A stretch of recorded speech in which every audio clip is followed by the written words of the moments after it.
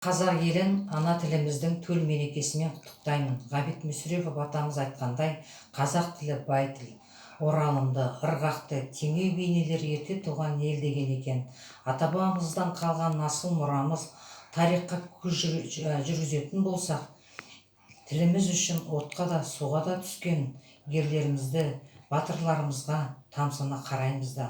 Азапты күндерді өткізгендей тілде жатқан не бар? Ахмет Байтұрсынов атамыздың айтқаны, тіл өлген елдің өзі де өледі деген бір ауыз сөзі дәлел. Тіл үшін күрескен, ел үшін еңіреген батыр халықтың ұрпақтары мына сіздер мен біздер. Ана тілімізді өркендеуге өз үлесімізді қоса аламыз.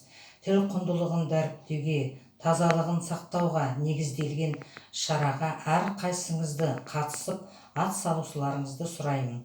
Осы шараны ұйымдастырған Қарағанды қаласының белсендісі Нұржан Сұршауұлына және де ұлт жанашырларына алғысым шексіз.